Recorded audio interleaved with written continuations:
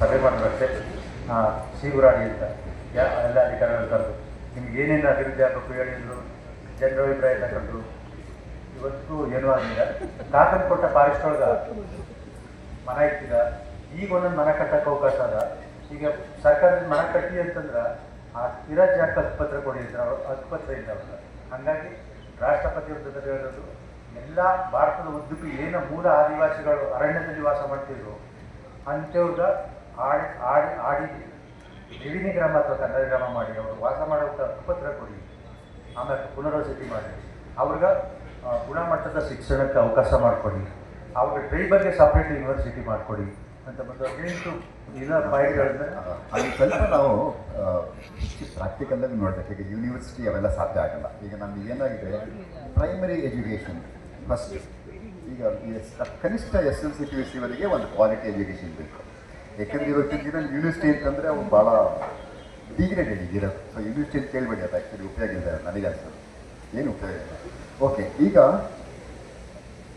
ನಿಮ್ಮದು ಈಗ ಹೊಸ ಪೀಳಿಗೆ ಇದೆ ಅಲ್ಲ, ಅಂದರೆ ನಿಮ್ಮ ಮಕ್ಕಳುಗಳು ಮೊಮ್ಮಕ್ಕಳು 20 ವರ್ಷ, ಅವರಲ್ಲಿ ನೀವೇನು ಬದಲಾವಣೆ ಕಾಣ್ತಾ ಇದ್ದೀರಾ? ಯಾಕೆ ನಾನು ಕೇಳ್ತಿದ್ದೀನಿ ಅಂತಂದರೆ, ಭಾಳಷ್ಟು ಜನ ರೀಲಲ್ಲಿದ್ದಾರೆ, ರೀಲ್ ಮಾಡ್ತಾರೆ ಗೊತ್ತಲ್ಲ. ಈಗ ಇದರೊಳಗೆ ತೆಗೆದು ಹಾಕಿ ಅದಕ್ಕೆ ಸಾಕಷ್ಟು ರೀಲ್ಗಳಿದೆ, ಇವೆಲ್ಲ ಇದ್ದಾವೆ. ಸೊ ಒಂದು ಆ ಕಡೆ ಇದೆ, ನಾನು ಹೇಳಿದ್ದು ಕಂಪ್ಲೀಟ್ ಇವತ್ತಿನ ಇದರೊಳಗೆ. ಸೊ ನಿಮಗೆ ಯಾವ ರೀತಿ ಅನಿಸುತ್ತೆ? ಅದು ರೀಲ್ ಮಾಡೋದು ಹೆಂಗಂದರೆ, ಒಂದಷ್ಟು ಜನ ಕಾಫಿ ಕುಯ್ಯಕ್ಕೆ ಹೋಗ್ತಾರೆ ಕೊಡೋಕ್ಕೆ. ಕಾಫಿಗೆ ಹೋದಾಗ ಅಲ್ಲಿ ಒಂದಷ್ಟು ಜನ ಕೂಲಿಗೆ ಹೋಗ್ತಾರೆ. ಆ ಕೂಲಿ ದುಡ್ಡಲ್ಲಿ ಉಳಿಕೆ ಹಣನ ಮೊಬೈಲ್ ತಗೊಂಡಿರ್ತಾರೆ.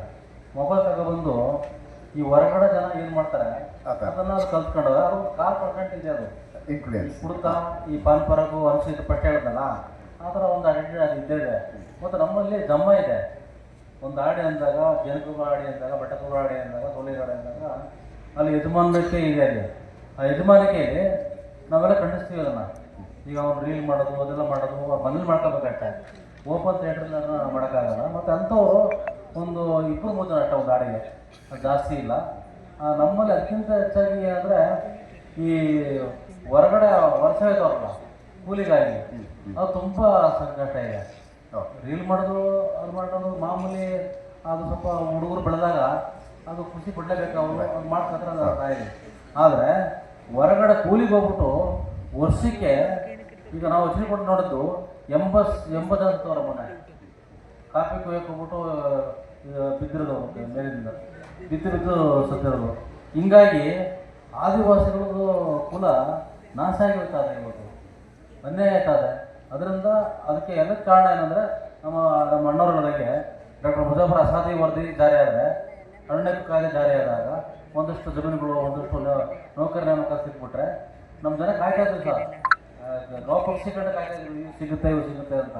ಅದು ಹೈಕೋರ್ಟ್ ಆದೇಶ 8 ವರ್ಷ ಆಯಿತು. ಮುಜಾಫರ್ ಅಸಾದಿ ವರದಿ. ಆಮೇಲೆ ಅರಣ್ಯ ಕಾಯ್ದೆ ಇದು 20 ವರ್ಷ ಆಯಿತು. ಒಬ್ಬರಿಗೂ ಜಮೀನು ಕೊಟ್ಟಿಲ್ಲ, ಅರಣ್ಯ ಕಾಯ್ದೆ ಕೊಟ್ಟಿಲ್ಲ. ಈಗ